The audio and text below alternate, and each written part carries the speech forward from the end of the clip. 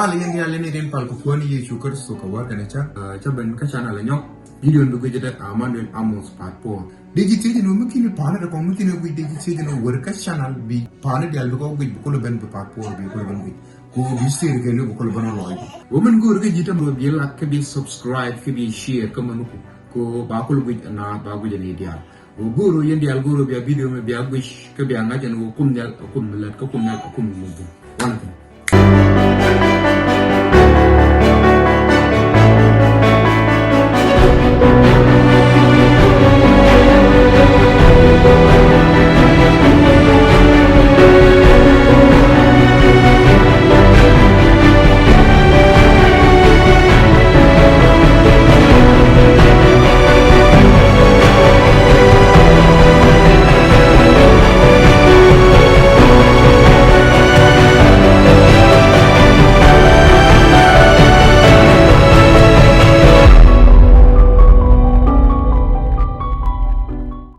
Krishne de ki ngeji di tradien ngi Krishne to talk ko ti chato Krishne ma pai ro rit ko ma pai tek da kam kot ni chiang cha da ngi krom da ka bible e jan Krishne ga jam ken Krishne ti rayya ka gwan jeng ni kon la ne ka ngi ane ka gwej anan ala ne ti pet poindien mi ci ne ti ka bene ka benen ala ne te ga maj mala bol mi sia candle mala pet re loidien en maj mola pet ke ta ne dia re te ka ram shiramo ni sia kala te ka bol maj bo mala gol wujran pin mala bol wide ka bata ga maj bo mi bra le gol pin poinde ke liu kwa gagade gwas ne tin jel krishin tin la krishin te to ane ka gwej reye ka kwan jeng ala ne ti jal kel ka jak ken jak ti la lap ken jak ti chop diok la ken jal kel ka krishne ta kel shwede ta kel chamde ka ta kel jode ne di chene ti chene ro da long ko bene ro ti kudien bene dor long kalani ne di chene ti tane ka long ka jek enemi chiran dorlat kwa chiran tungwan reteka yar ka ta ka ran kwa kwil ngwan ti da gwan jengne ro da long chuna ka ke chuna krishin kel kon ona da ne gor mite ga dop meda ne nakje krishin mo la gara ka turbil ka pay tek de pay ja kam kot chatagrun re kwara kot ndo kan ja kot mat bat kudien ne ya bim mite ga dop ka chang kel kan dor meda ne kula jeg jamalat kan krishin dung mala kana ngai ka to e gang kot ke da kana ngaje no ko ko ndu di lo dung ma ngai kana ka to puj den go ka nei ti kot ke bul kam longa di de me ci ka nei dungwan ja shujni da ja shuj ko ken bul kana loak ne ne dungwan an ko gwat ko ara me changa kwantin Lucifer ta ka nyer ti jak ti kama lan ka jak gwaden chagor begoten nyerti jaga jakare lo akot jankel ko tega pastor kel gora da kana wakan gwada me chu kana la do chu karom moy ke bein ti jidine to go to dit ko den ke chu ko lo akot ala nei to paywo pala to me chu ko no ben nyam na kam kan te den ko chu na pal ko kwiden ko bekane ko ti jidine chang me wakan nyam na chiga ne ko takan ngi char kwan jeng re loy din ko jak ka gatet chukan jak ne me cha kam ke ibu kana lat chukan o go wakan nyam na ko chot ko ne di chene ti la pastor ja nok en go bugoro ti ke ko gwaden pairan tek da kam ko la ja ngi ke riet ko kala na mong ke je ba chum ko kuite ka ko en ngurke dundo ne di chene ti la wangdien la pastor ja nok en go buken nga chum ke roy ni teka along ngwamo gwadin ci pastor nok en go ba nyama ngi ke riet ko nyama ci gorbo en go baro ti chang amanumi ci gor buga te go gwat badaka na mat kana pastor la nay na mene alet ko bu poindien ken nyide be bil along ba ka rep ke yer gwan jeng ni me la yer ler mi chang chu wan ke rum kan ran bran tie da tiang ke ler e chang a pastor da o nyong ni chare ke ma gere je an gwa mo me kan pastor mi shena mo chara woch ke nyamo be jo en ba je ke ye ler no mo ke gwe de ke nyal ke na lieng de ke roi ni mi chang je ni ngi ni je go rai kot mi chi ye ler chu tiang ke chira mi chera mo chu chop be jo jun go ba pastor mo ba luang ke mi je ke je en lan mi chela de me ne pastor tu ngwana long ci ne ko woj re kwarkos ko kornen la jakke rit karodien dueri ken ko ken beken ler lat kene to ko kor kamin ngudi ye ko ko modobe re loaj pastor gwadin cha tok bungot ko mutaken kel ken nyamo abebo be gorgo be go no be ta kel ken ngijmo amanemi ye ko jien re wudono mo be nyamo rode chu woj ko ci lade me we gor ci chuk gwade me chini nyidi to jaka pastor e gor ne ngo dane wolet ko do pastor mo jen ran ko midi de long ka jen mi cha pal mana mi chewale ran ko midatin gwad in cha mwal ka yat pintin ko cholo chut ko la tikda la bana beje long re gwam tungwan e chang ko into year la tikda jaga bej ka bana jak ko bani din ko keno la ler din tiek ko gwadan ta pastor motin ko ba pala wonyun mi chang ji doare be kan yoda ka talapon ko ba ne ko ken ja be ko rai kude ko ba le dial de lat ka kere amo ja be kerier long e be jilana ka nyal ko dong da pal pastor no moro kula kapchon kon me chane ngong chu ni nyi de ko jak ko bawu de me ba jo kapchon re la nike me gor ne long o me che ler lat de ye ko jien me chi nyi do ko je chi nyi do la rai kot ke me che gor ba pal ka ke la joje de kwar entere nyede dar ka dak chu ne ro kapchon chu ne nyi de pal me chi nyi de ti lu njok atela mi chi kan long kalane ko kan ko toj ke pastor ka kan me gor ke da kan long kalane kan o long kalane cho do den te ci lu njok daga ban nak re ko rada ke cho rinken ken rimken lalet te lalat kalet ko no wan ngoda mo cho ja char bonan ramen bum ni jen ko bona me do be ndam e chalat me wa ka je cho ro loj ala nyal nyam gwa along me tagalay to go cho ja gor bo mon ka je ala nyam ci gwar me let je roine te la nyente do loj ko gor je de roti ka je ko de ko de tege je de ngaj ko chala je gwamni ti de je chul shayne tin kana gwam moang ni dundu gwatin lan char ko da ta me de kam je me dar la to de la tege me la ngaje ina me charo bulut ka je la nana ka tin cha dub de alon ko de wude me jek ke e betoj ka la nyal me cha nyan re ngwana de ala to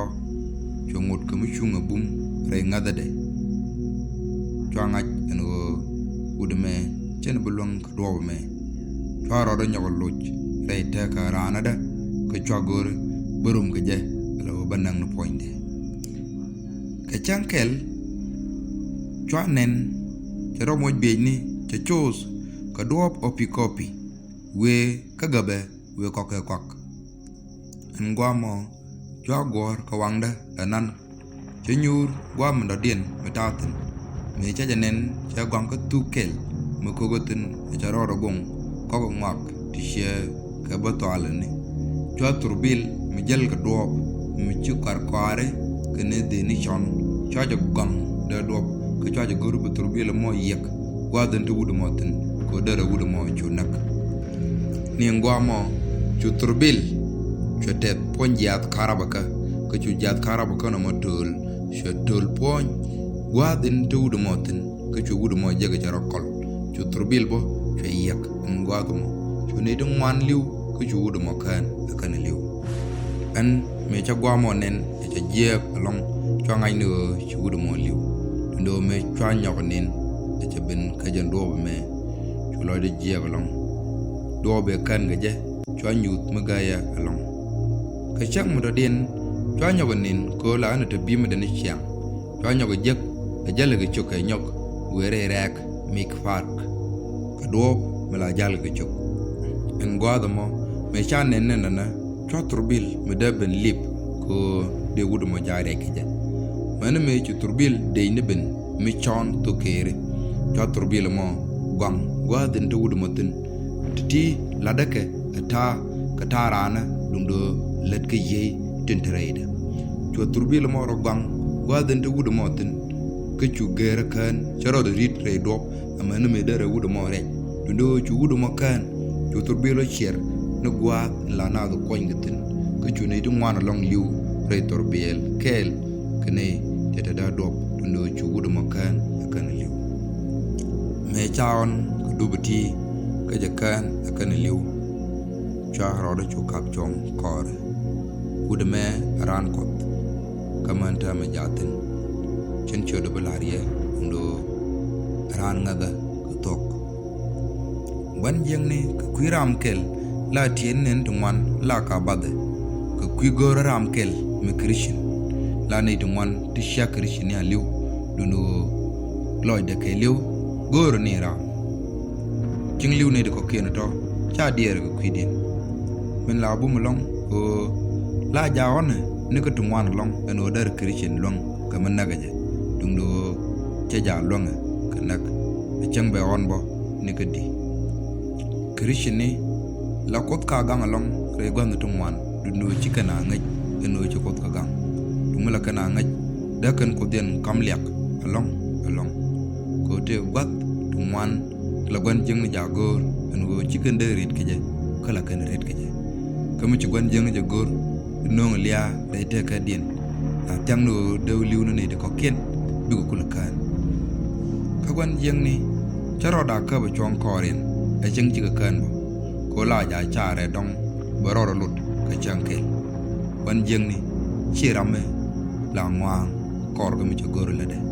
la ja ko goten chang charo bolot je men changa ja long o mi jirame ngat ko ka tok e chung ni ke ka do in chung ka wude me la gwan jeng ni ja gor ka loy de ke liu ka je ja long ko la ko ja gambo ka loy de ke liu te la do kel da gwan jeng ji ma longa je chang be on ka di je da ma longa nak do kora men do dien ke krishni la ne ka ja bitik dien be beje along na me ne chiang la ne alet ka dub to gol dob kel dien a dob lang ni la ne krishni ja bu ko ngak ti cha tok ti shat ka tok laga ka ti bu tok re te ka ko bu ne ti ni ken ja dal ko mo na ben ci ko rob lo nga chong dob kel nyam la ne ya ja bikirum re laga kene diet ken ti liu kwa chi mane ti kon liu no wal mi ci ko raj kene ne ti liu ti la roan din kan ga lat la ka tide ko kora bine lat ko dial ban lat joro ay ni tin di kan ga lat kene chi mane ti liu ko kora merawde bala kam re laga kiti ci chat kanat titake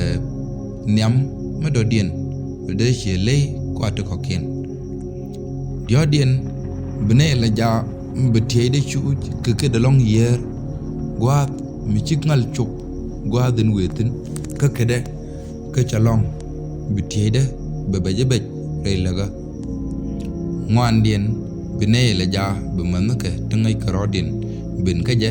be ngar ke be mit ke kwan re laga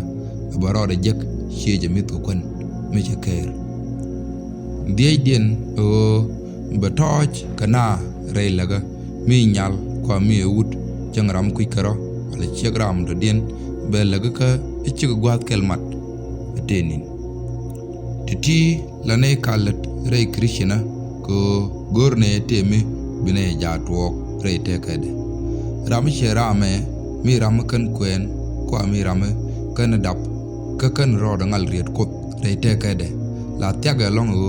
der te wi mon ka cha da kwen kwa cha da dap ko mi chang chek mi ret la ja la ka mo en go cha gwat kel mat kene wut der to long en go changat inte jide da gwan jengro jeg bom mi ba ka mo let ka dor ga je ko ba rek ro din ja to mi chi ram la pa titi along mi chi ko to rete ka du mala ja gor karam christian kul to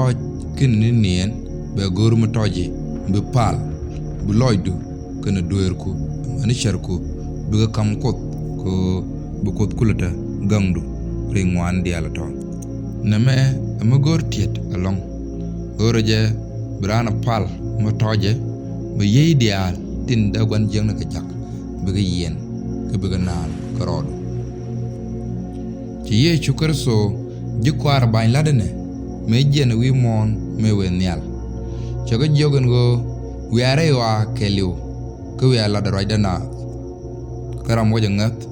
lagaje ke chod gwan ka gat ke ye kwar rode chaiten bo mu ku yene chane tungwan chaga jaga jikwar ko che jikwar jagbo chaga jakare wa keliu ko goroje ba ne ideal jaga neke tinte wi mon titiene amana titit mela dop kwan jeng along min gore o tiene ne dial da kanyin ke jella da long alanya lat en lat ke christian ko jen la ja gore mi se tekel je jaga dumde bloy de tet along mi jara mo bat re te ka ngajang wa no wa mi jara mo wuj ko dar kul la de ka la loy da tet be ngajara mo charande gwat kel mela gwan jeng ne alla tin along la nek tu mana jaga katin ko belat ko latin dwel gora la gwan jeng na gat ke la ka jaga baga jak chene to gwar na ken ala student ndo min bi kana walat kana tig student ni chala la ba wakel ba gwar nyet tuman baga jak ka dwel gora ko ba loide ba o tiang ken bugro moy be ni to go to ba o be nyer to ko ken ka kwa ken jiga na dak akan to yo kan to ka kwa bil nyet tuman buga to ka galam ne buga to ka be ni kwan bo ti to ka gar ne ti to ka ma kan kwa ko to la nyer to ko ken wa lot ke nyer to ke kami ci nyaro da wo jaga mai din kan nyir to la kan nyama ngi ka kwa ken to ko moy ken ko muj te lo nyama te ke amana mi jiken te da nang e jiken jaga randin la le dial tin gor ken ke la ga wala de ka bawo nyako jaga nyako ken mi bine de ko ken wonung ka do mi che do e cha te da nang e gwan jeng na ke ken nye ko de ti redwel gora te ka tabuini te la kan ka kam nyer mi ci nyama mai din o nok en go bu kam mak ya mi ci ken nyama lim ka dor ka kore gor ken go bi nyama ka kula te ke do mi ci ken nyal kam tabuini mo mi ci nyal kwa ka je tabuini mo ko bu ngoni gwa poinde ka kore bi nyama te de wo ko gon jengne changa lake bi go wa lak ti jek te la lak nen ti gor mednap ken ne ti ler gwan jeng ni chana kap ko bom abana jakalat klet ke ko bom la jam nok ran re chara ke be kulben re lat gwan jeng ko mo cha bejo ka cha nogo be jekten chat kamen chagor ka bible james chongwan bad baro pengo chong abum ka gwan jeng ni lor rodun kos lor rokos ka chong abum gwan jeng ni ka barabar ke ye gwa den do dien la ne lo loy nat e jaga ja bi nyer nang gwa mela ne nye ko la ne ka mo ke be ni to go be ko chong to tele kana tok share gwa ne tin rom natin kana gwat tin chol chol ka gwa do mo mi jiran bin changara mi jel turbile mi nyer to benen a jagore be kala do mi ci mo gwadin ci garway na gwaj ba tag man nok loj dije manmo be goro be ta kel kan nyam mishya jek yana nyam she nyame ya nien kel tiedu be benien ne kel kene rekorada jegda kono yecho karaso karon kiskel udu kurbangan udu jan bada udu di mechene dola mechene lat pinyer mechene tuk chune jien wane gbamne te chane jagatin dul gorone ka university me chawa kadop Fark Airford wache gwalen waje gwilten ngwamo chaw jik ke wut michwala Antonia mo tega workshop miladatin lada mo michaw lada chawre waje mi chine wajiktin Antonia janaram pelpel me chine jik chay joken go an chana jagaji ko gor jada kon jik dungdo kan kon med jik antama min chiben chagwa an gorji dirben kuda erun ka gwa mi chagwa changda rei jogo na mo ka changwan ka changdar baga de chwagor bowo kud Antonia baraja gora ka jamo bawling Antonia gwa e chine wujiktin chwa jek lo tega nei dangraw to ko ken bo to kude me changa kuin rach cha joken go jen rami chu kudurai ke jeg kuida ka goro je ngo dara palbo ka kuida me cha kuy raja mo cha bible kamra cha goro ngo bine pal ko jen ramangas kut karamangai kut me cha bible kamra ka kwena jene ne ngej ka roina kot undo te dial te lade te lekel mi chu gwad jak loida ko kon churai kot chawe loida kon e wutkel kene nyamkel chuene lat rai kot ka me jatok la dak ko rai kot chuene jogo bana pal chune mal go yapin chune pal teleme chwa lokten ka teleme chwa rit chwa mal go yapin beda me chene mal ko yapin na ka pala chwete me chuben me chu wida pim along chwate chwa jegalaw e ye kot chibeno min chate chwa kwer long chwa poini jegalaw buma chwa komne tete kuda chwa go kwit along komne jen amano komne landine ke chwa kwer long ka gwat matot me pal kan ka me chawang da leb ama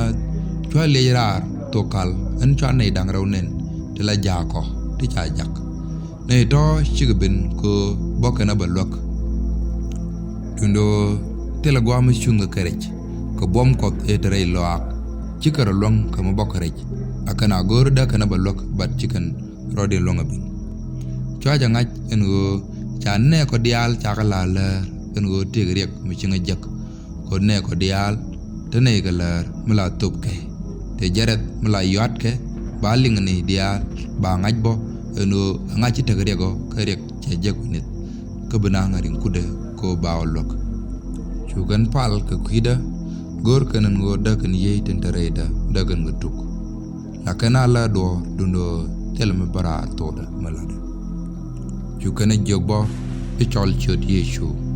dundo chwallo go chwalaje ka kor ka me chige chuj ka chuj bo chaga jogan go de jien de yana lon dundo tele ye mi ci barareda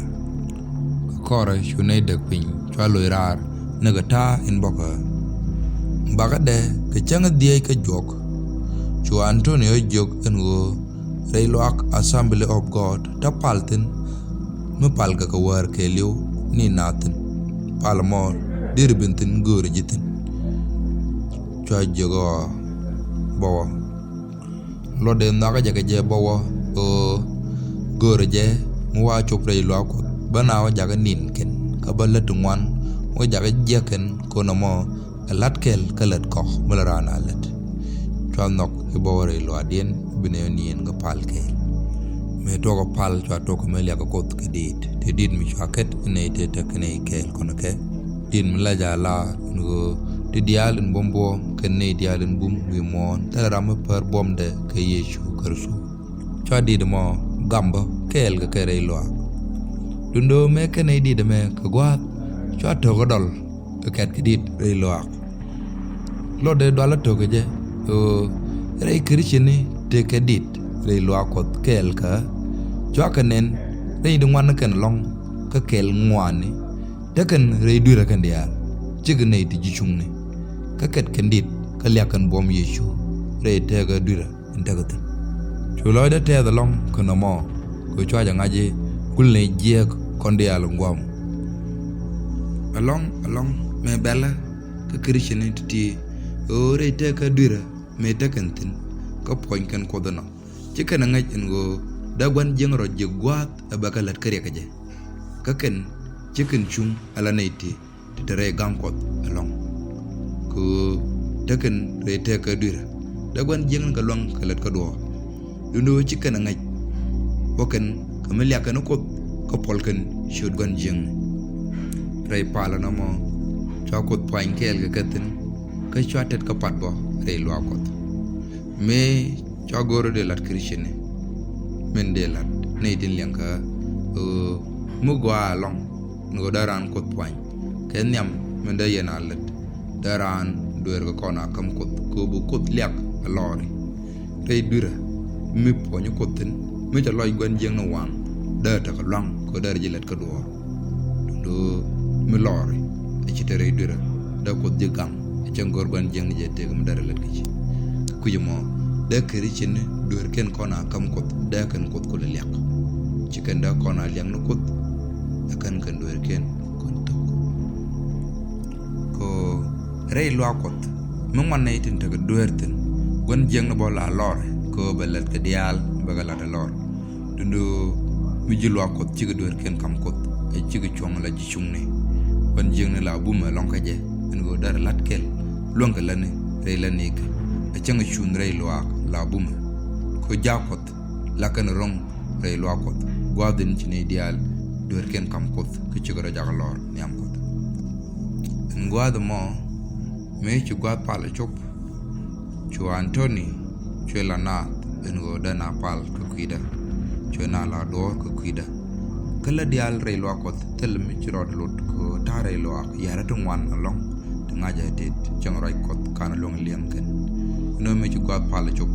chu ma chal niam ko bo pal ka wadar ka da mi ci ta ba man me cha pal tok me cha ro jej awan niam ne ko wada nial chukan atok ka mi chol kan riem Yesu chudin kriem Yesu mo chu ja ka ja chu ra ko ko ja do pe ra ka chu ga jogano ka bro dun chong yen che jan do bu gora na mo an charan dun aran kormos kan ta long mi dit re korada